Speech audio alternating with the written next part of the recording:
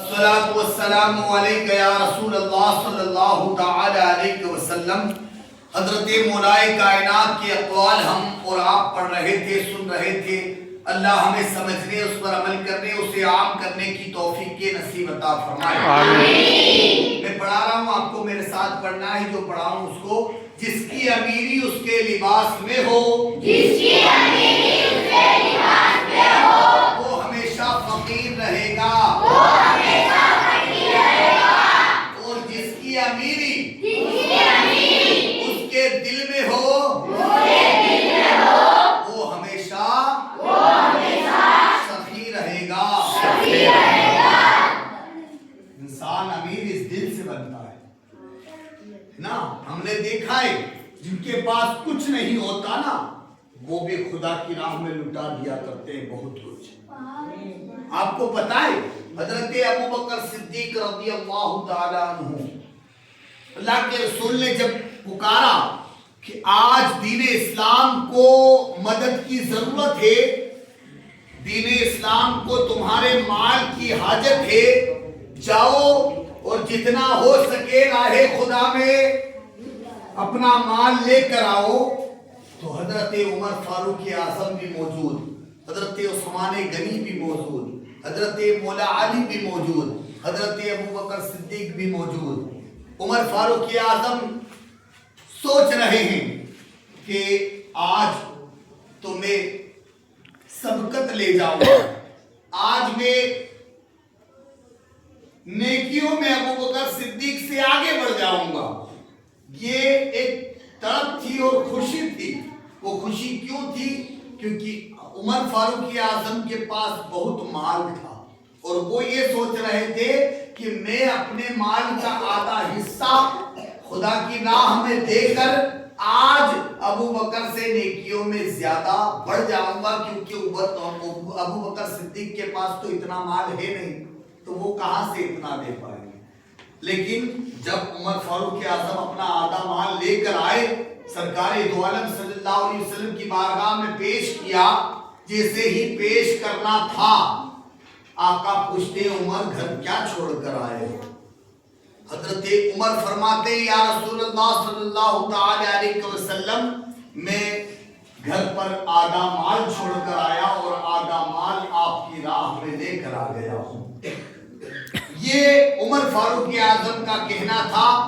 اتنے میں کیا دیکھتے ہیں کہ ابوبکر صدیق آ رہے، کہ تو سبحان اللہ۔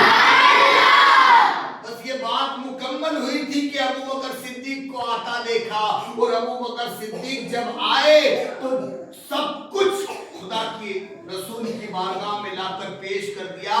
لباس جو آپ نے پہنا تھا نا، وہ ٹاٹ کا لباس تھا۔ اپنے کپڑوں کو بھی پوٹلی میں بھر کر لے آئے، اور بٹن کی جگہ آپ نے ببول کے کانٹے لگائے۔ جب یہ منظر دیکھا، ابھی بات ہو ہی رہی تھی کہ اچانک جبریل امی کا آنا ہوا۔ اللہ کے رسول صلی اللہ علیہ وسلم نے جبریل امی سے کہا کہ جبریل امی، آج یہ لباس تمہارا تبدیل کیوں ہے؟ آج یہ یونیفارم تمہاری چینج کیوں ہے؟ آج تم نے یہ ٹاٹ کا لباس زیب تن کیوں کیا ہے؟ یہ ٹاٹ کا لباس پہن کر آپ کیسے آئے؟ تو جبریل امی کہتے ہیں یا رسول اللہ، میں ہی نہیں بلکہ تمام فرشتوں کو اللہ نے آج حکم دیا ہے۔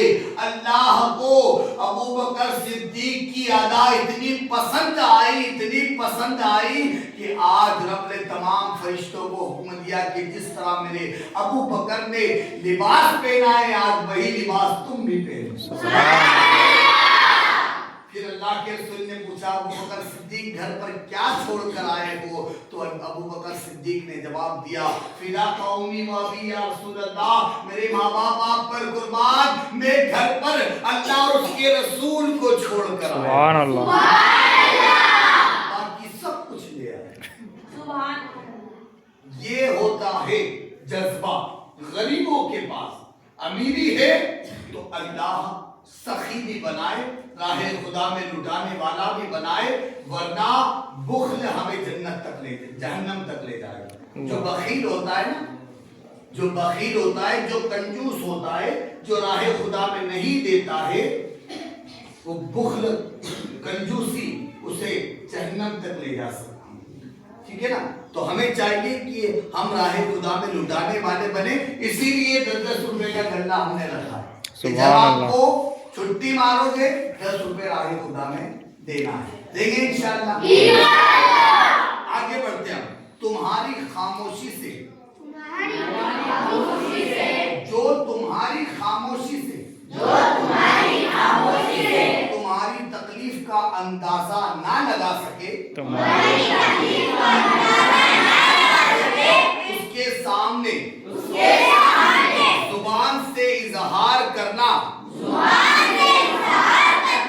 صرف لفظوں کو برباد کرنا ہے۔ آپ باتیں کر رہے تھے ان سے، ٹھیک ہے، میں آپ کی طرف دیکھ رہا ہوں، آپ کو سمجھ بھی رہا ہے کہ میں آپ کی طرف مخاطب ہوں، آپ سے کیا کہنا چاہ رہا ہوں، پھر بھی آپ میری بات نہیں سن رہے، پھر بھی میں آپ سے بات نہیں کر رہا۔ کیوں نہیں کر رہا؟ کہ میری جب آپ خاموشی کو نہیں سمجھ پا رہے ہو تو میں اگر بات بولوں ابھی تو میں اپنے لفظوں کو برباد کروں، اس لیے میں آپ سے کچھ کہہ رہا ہوں، آپ کو سمجھداری سے کام لینا ہے،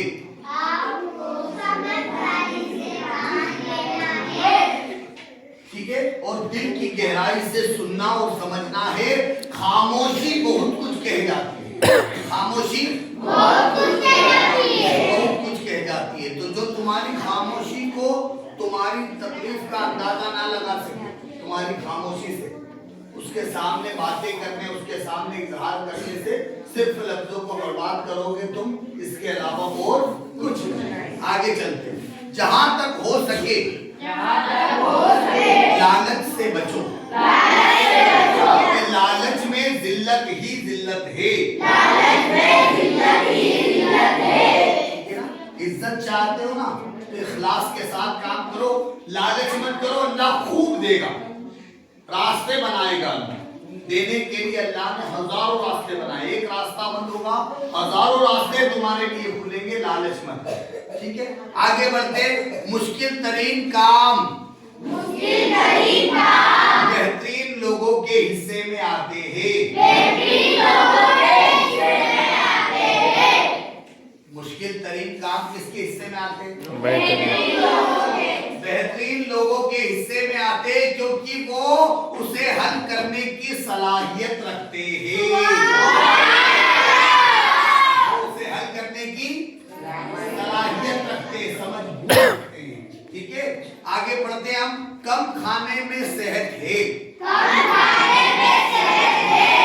کم کھاؤ گے نا، بھوک سے کم کھانا سنت ہے، آپ کو پتا ہے اللہ کے رسول صلی اللہ علیہ وسلم پیٹ کے 3 حصہ کرنے کا حکم ہے، ایک پانی، ایک ہوا اور ایک کھانا، یہ 3 حصے پیٹ کے کرنے کا حکم ہے، تو بھوک سے کم جو کھاتا ہے اس کے لیے صحت یابی کی مطلب ضمانت ہے کہ وہ صحت یاب رہے گا، جو کم کھائے گا نا وہ تندرست رہے گا، صحت مند رہے گا، زیادہ کھانے سے بیماریوں کا جو ہے وجود ہوتا ہے اور بیماریاں جنم لیتی ہیں، زیادہ نہیں کھانا چاہیے، بھوک سے زیادہ تو ہرگز نہیں کھانا چاہیے، ٹھیک ہے نا؟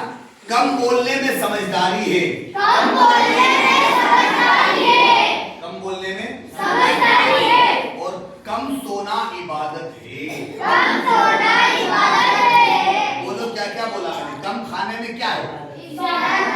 کم کھانے میں صحت ہے، کم کھانے میں، کم بولنے میں سمجھداری، کم بولنے میں اور کم سونے میں، کم سونا، عقل مند اپنے آپ کو نیچا رکھ کر